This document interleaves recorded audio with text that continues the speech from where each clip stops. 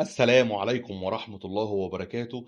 عاوز اقول لك ان انا داخل الفيديو ده باحساس وصل الراعي الرسمي لمهرجان النهارده.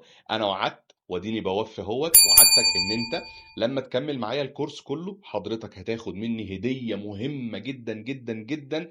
هنتكلم عنها النهارده بالتفصيل الممل. عاوز اقول لك في البداية انك انت لو تابعت معانا الكورس كله فانت دلوقتي عندك مفاتيح مهمة جدا جدا لتغيير حياتك بالكامل. لكن النهارده ده ميعاد هدية الختام. يمكن الفيديو بتاع النهارده هو ملوش علاقة بالكورس. الكورس احنا كنا بنتكلم فيه عن ازاي ان احنا نكون جروث مايند سيت، ولكن احنا بقى عايزين ناخد الكلام دوت للناس اللي بقت عقليتها تقيلة ونقول لهم ازاي يقدروا ينجحوا ويبنوا بيزنس قوي جدا على ارض الواقع وايه المعايير اللي هم يكونوا محتاجينها. عشان كده الهدية دي هي مش مجرد كلام تماما، الهدية دي هي خارطة عمل قوية جدا ووعد مني لو مسكت الطريقة اللي أنا هكلمك عنها النهاردة ونفذتها خطوة بخطوة وركزت فيها جدا، أنت هتبني بيزنس قوي جدا جدا، والأهم إنه هيكون بيزنس حقيقي وكمان دائم، مش حاجة مؤقتة هتكسب منها. أنا النهاردة جاي أكلمك عن نموذج 7 أو SB7. يعني إيه SB7؟ دي خطوات عملية لبناء أي مشروع، والمشروع دوت بيبقى من ضمن اهم الحاجات اللي الناس بتبقى عايزاها فيه ان المشروع ده ينجح ويكبر بسرعه الصاروخ. ويمكن الاس بي 7 اكتر حل مختصر تماما لاي مشروع واي فكره ان هي تنجح بمنتهى القوه. والجميل في الخطوات دي ان كل خطوه هي مرتبطه باللي قبلها واللي بعدها. يعني حضرتك مش بس هتخرج من الفيديو ده فاهم، لا، انت هتخرج تبقى قادر انك تنفذ فورا اللي انت نفسك فيه. ولو لحد دلوقتي لسه ما عملتش سبسكرايب في القناه فاعمل سبسكرايب في القناه وفعل زر الجرس عشان كل المحتوى بعون الله اللي بينزل على قناه مسجز ادري هو هيكون محتوى قوي جدا جدا وانت هتحتاجه في البيزنس بتاعك وفي حياتك الشخصيه. كما قال الشاعر اللي جاي احلى بكتير، اس بي 7 بعد الانترو. أنا بعمل اللي بعمله ده علشان أسيب أثر، يمكن كلمة تغير حياة، يمكن لحظة تبني إنسان، والنية دايما رضا ربنا وبس. اهلا بيك مره تانية معايا. عايز اقول لك على حاجه قبل ما ندخل في الموضوع على طول. افصل عن العالم تماما، خش اقعد في مكان هادي دلوقتي حالا. ولو مش فاضي دلوقتي انك تتفرج على الفيديو وتركز فيه، اجله شويه لحد ما تبقى فاضي وتركز فيه جدا، لاني لازم تكون مركز في الكلام اللي انا هقوله لك ده عشان الكلام ده خطير تماما.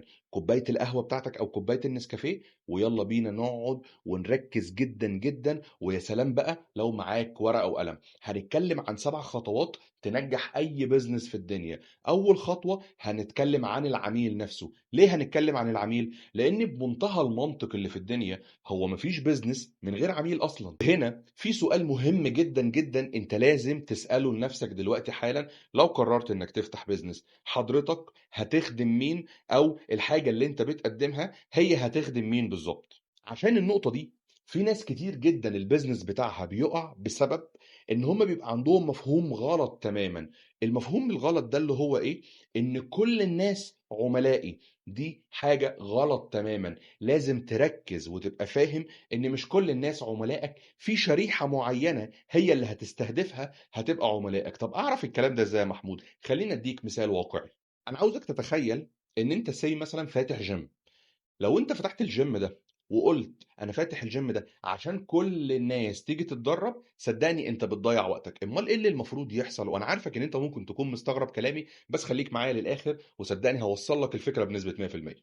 تعال نفترض مثلا انك انت استهدفت في الجيم دوت الامهات اللي بيبقوا لسه قايمين من الولاده بيبقوا عايزين يرجعوا لياقتهم تاني. لو كان مضمون الجيم بتاعك انك تستهدف الفئه دي، انت هنا هتقدر تظبط 3 حاجات مهمة جدا. هتبدأ تظبط ايه؟ هتبدأ تظبط برامج تدريب خاصة ليهم، تبدأ تظبط مواعيد مناسبة ليهم، وكمان هتبدأ تكلمهم باللغة اللي هتلمسهم. انت كده بتقدم حاجة مختلفة عكس كل الجيمات اللي هتكون فاتحة في نفس المنطقة اللي انت فاتح فيها. عشان كده التطبيق العملي ليك دلوقتي حالا، وهنا يجي دور الورقة والقلم اللي انا قلت لك عليهم من شوية. عاوزك تكتب مين العميل بتاعك من حيث السن، الوظيفة، الاهتمامات، التحديات اللي بتقابله، وكمان العميل ده بيبقى متواجد فين. يعني بيبقى متواجد بالأغلب على فيسبوك، ولا على لينكد ان، بيبقى متواجد جنب بيتك اصلا او في المنطقه اللي انت فيها على حسب الكلاس اللي انت عايش فيه. النموذج رقم 2 من اس بي 7 وهو بعنوان المشكله. لازم تبقى فاهم ان العميل هو مش بيشتري المنتج من اجل المنتج، العميل بيشتري حل لمشكلته، لازم تبقى انت اللي بتقدم الحل لمشكلته. يعني مثلا مثال، هو دلوقتي حضرتك لو بتبيع كورسات انجليزي، هو انت فكرك ان اي عميل هيبقى جاي لك عشان خاطر ياخد لغة في المطلق كده عشان خاطر من حبه في اللغة؟ صدقني مش ده اللي بيحصل. امال هو ايه اللي بيحصل؟ اللي بيحصل ان العميل دوت هو بيبقى بيحاول يدور على حل لمشكلته. زي ايه مثلا يا محمود؟ زي ان في انترفيو هو مش عارف يعديه عشان الانترفيو ده كله بالانجليزي، زي ان في وظيفة قدامه قوية جدا ولكن مش هيعرف يحصل عليها ولا ياخد السالري بتاعها غير لما يبقى عنده انجليزي. او الراجل ده مثلا شغال في مكان ومحتاج ان هو يتعلم لغة عشان يتعامل مع الكلاينتس الاجانب اللي بيدخلوا له. عشان كده التطبيق العملي عايزك تسأل نفسك دلوقتي سؤال مهم جدا، الحاجة اللي انت بتقدمها بتمثل للعميل ايه؟ في 3 أسئلة مهمة جدا محتاج تاخد بالك منهم. رقم 1، هي ايه المشكلة اللي بتوجع العميل بتاعك انت؟ تاني سؤال، طب هو العميل بتاعك بيحاول يحلها ازاي، عن طريق مين يعني؟ وتالت سؤال وده اللي المهم جدا تركز فيه، هو ليه الحلول اللي بيجربها بتفشل وحضرتك تطلع له بالحل من تحت الأرض؟ وهنا خلينا ندخل على الخطوة رقم 3 أو النموذج رقم 3 وهو الحل. هنا بقى يجي دور حضرتك، انت اللي هتديله الحل اللي هو محتاجه. يعني في أمثلة واقعية جدا جدا في حاجات يمكن أنا في وقت من الأوقات كنت ببقى محتاج دوت. تخيل مثلا موظف هو مسحول طول الوقت في شغل وفي نفس الوقت هو عايز ياكل أكل هيلثي. الحل هنا ان يكون في ابلكيشن، الابلكيشن ده بيوصل له كل يوم اكل لحد باب مكتبه، والاهم ان يكون الاكل ده صحي. وكمان عاوزك تاخد بالك من حاجة، اهم حاجة في الحل ان ما يكونش معقد تماما، يكون بسيط وسهل جدا. make it simple and sweet. وكمان مهم جدا ان يكون الحل ده واضح ومباشر جدا، وكمان يكون مربوط بالمشكلة اللي انت اصلا حددتها. عشان كده عاوزك بنفس الورقة والقلم اللي كتبت بيها مشاكل العميل وجاوبت على ال3 أسئلة وكتبت بيها العميل نفسه بتاعك انت بتستهدف مين، تكتب لي هنا دلوقتي حالا في الحلول جملة مهمة جدا. الجملة هي انا بساعد، واكتب نوع العميل، اني احل، واكتب المشكله اللي بيواجهها عن طريق الحل اللي انت اخترعته. وخلينا اديك مثال لجمله توضح لك انا اقصد ايه بالظبط. مثال، انا بساعد الامهات اللي بيشتغلوا. يبقى احنا هنا كده حددنا نوع العميل اللي هو مين، الامهات الذين يعملون. شفت اهو الفيديو قلب لغه عربيه فصحى. نوفر لهم ايه بقى؟ وجبات صحيه بتوصل لهم لحد البيت كل يوم. الجملة دي كان فيها ال3 حاجات، نوع العميل والمشكلة وحلها. النقطة الرابعة وهي القيمة أو الفاليو اللي حضرتك بتقدمها. سؤال مهم جدا جدا لازم تسأله لنفسك دلوقتي حالا، ليه العميل يختارني أنا وما يختارش باقي الناس اللي بتقدم نفس الحاجة اللي أنا بقدمها؟ هنا تيجي الفاليو بتاعتك أو القيمة اللي أنت بتقدمها. يعني لو خدنا مثلا مثال عملي على أوبر، هو أوبر دي شركة مش مجرد شركة تاكسي هي بتوصل بس، لا، الشركة دي بتوفر حاجات تانية وقيم تانية موجودة عندهم بره أي تاكسي عادي. من ضمن أهم القيم دي إن عندهم سعر معروف من قبل ما تركب أصلا، أمان جدا جدا، لو حاجة ضاعت منك سهل جدا تجيبها من أوبر. وتالت حاجة سهولة قوية جدا إنك تطلب الحاجة دي من وإنت في مطرحك من غير ما تضطر إنك تنزل الشارع عشان تشوف في تاكسي أصلا متاح ولا لا.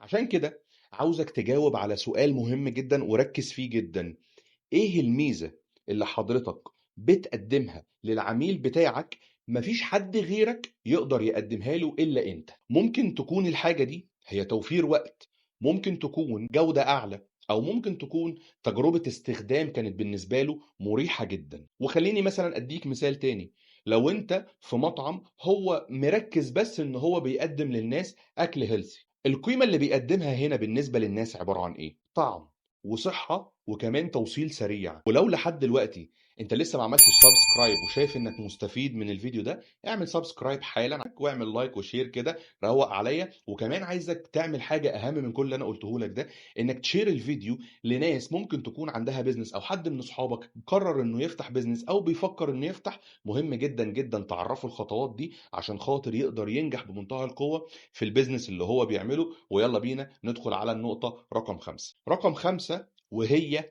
الموارد. عشان تنفذ الحل وتقدم القيمة اللي انت عاوزها، مليون في المية لازم يكون عندك موارد. والموارد هنا هي بتنقسم لثلاث أقسام. هتلاقي موارد بشرية، كمان هتكون محتاج موارد مادية، وكمان موارد فكرية. الموارد البشرية زي ايه؟ زي ان انت لازم يكون عندك موظفين وشركاء. طب والموارد المادية؟ طبيعي جدا لازم يكون عندك ادوات توصيل، زي مثلا عربيات، موتوسيكلات، ادوات، مكان اصلا هتجهز فيه الحاجة اللي انت بتجهزها.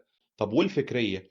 فكرة البراندنج نفسها والمحتوى والافكار اللي هتقدمها. وخليني اقول لك مثال عشان خاطر تبقى مستوعب معايا كل اللي انا بكلمك فيه دوت. هنا اديك مثال مهم جدا. لو انت قررت انك انت تعمل ابلكيشن لتوصيل الوجبات، هو ايه الحاجات اللي انت ممكن تحتاجها؟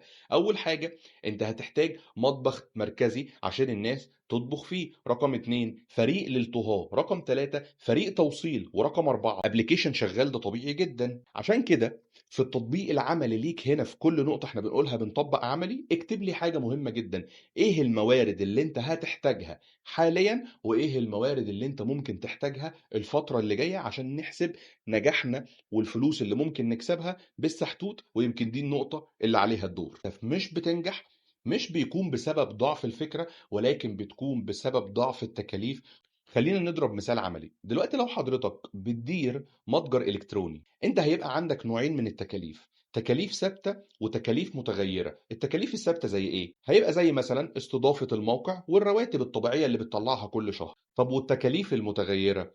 اعلانات ممولة، شحن، وخامات. عشان كده التطبيق العملي، افتح اكسل دلوقتي حالا واعمل اللي انا هقول لك عليه دوت. عايزك تكتب كل مصروف ثابت وكل مصروف متغير، حتى لو كان رقم صغير من وجهة نظرك. طب ليه؟ عشان تعرف تحدد ارباحك صح، وامتى هتغطي تكاليف المشروع دوت. اخر نقطة وهي الايرادات، وهي النقطة رقم 7. النقطة دي هنتكلم فيها في كلام مهم جدا. النقطة دي بتقول لك هو حضرتك ازاي بقى هتكسب فلوس. عشان تقدر تكسب فلوس لازم تبقى فاهم انواع الايرادات اللي بتدخل لك بتبقى شكلها عامل ازاي، او عن طريق ايه. عن طريق حاجات مهمة جدا زي ايه؟ زي البيع المباشر، زي الاشتراكات، زي العمولات، زي الاعلانات. وخلينا اديك امثله على حاجه زي كده. لو هنتكلم مثلا عن الاشتراكات، اشتراكات زي اشتراكات نتفليكس الشهريه. لو هنتكلم مثلا عن عمولات البيع المباشر، زي المبيع عن طريق امازون. المطعم مثلا ممكن يبقى فيه كذا حاجه من الانواع دي. عندك مثلا بيع مباشر زائد عروض، اشتراكات، ووجبات شهريه. عشان كده عاوزك دلوقتي حالا تحدد في التطبيق العملي بتاعك مصدر الدخل الأساسي ومصدر الدخل المحتمل اللي ممكن تضيفه على المشروع بتاعك قدام. ودلوقتي خليني أقول لك إن أنت معاك 7 خطوات عملية جدا قادرة إن هي تخليك تنجح في أي مشروع بمنتهى القوة، لو مشيتها ستيب ستيب زي ما أنا قلت لك بالظبط. والأحلى إن هي مش مجرد أفكار عامة، لا ده صلب الموضوع. لو أنت عايز تفتح أي بيزنس، إن شاء الله يا رب تكون عربية هتعمل فيها قهوة. دلوقتي أنت عارف مين عميلك، وعارف المشكلة اللي هو بيعاني منها، وعندك الحل اللي تقدر توفره للعميل بتاعك، وعندك القيمة اللي تخليك تختلف عن غيرك. وكمان فهمت الموارد، وكمان فهمت حاجة مهمة جدا: التكاليف اللي هتحتاجها، وعرفت ازاي تدخل أرباح على الأقل دلوقتي. وكمان ايه الطرق اللي ممكن تضيف ليها للمشروع بتاعك، بحيث او تضيفها للمشروع بتاعك، بحيث ان انت تضاعف أرباحك مع الوقت فيه. ورسالتي ليك هنا ان الكورس كان عبارة عن ازاي تغير المايند سيت بتاعتك، وازاي تغير طريقة تفكيرك. والفيديو ده هو اتعمل عشان خاطر العقلية اللي اتغيرت محتاجة كمان بيزنس على ارض الواقع عشان تقدر تديره. عقلية قوية من غير فاليو او من غير حاجة حقيقية بتديرها ملهاش اي لازمة. عشان كده الفيديو ده هو الجسر العملي جدا اللي هتنقل بيه نفسك من مجرد عقلية قوية لمشروع قوي جدا تمشي بيه على أرض الواقع. ودي كانت هدية مسجز وز أدري لكل الناس اللي عملت سبسكرايب للقناة، والناس اللي لسه هتعمل. لأنك لو طبقت كل اللي عرفته في الفيديو بتاع SB7، صدقني انت هيكون معاك بيزنس حقيقي وقوي جدا، وتقدر من خلاله تبني إمبراطورية. ودلوقتي مهم جدًا، جدًا إنك تكتب لي في الcomments إيه أكتر نقطة وأنا باتكلم فيها حسيت إنها لمستك، حسيت إن أنا ممكن أكون ما وضحتهاش أوي، اكتبها لي في الcomments ليه؟ عشان خاطر أنا الكلام ده هاجاوبك عليه، وكمان هاعمل لك فيديوهات عنه الفترة اللي جاية في كل نقطة حضرتك هتتكلم فيها، بحيث إن أنت لو في نقطة ما وضحتش أوضحها بمنتهى القوة، وأساعدك إن أنت تقدر تبني الbusiness بتاعك زي ما هتساعدني في يوم من الأيام. وطبعًا، طبعًا، طبعًا ما تنساش تعمل لايك وكومنت وشير، وكمان تعمل سبسكرايب للقناة عشان خاطر يوصلك كل الجديد بتاعنا. واوعى تنسى شعارنا: خلي الرسالة توصل لك، خليها توصل للعالم. أنا محمود أدري، أشوفك الفيديو اللي جاي. سلام.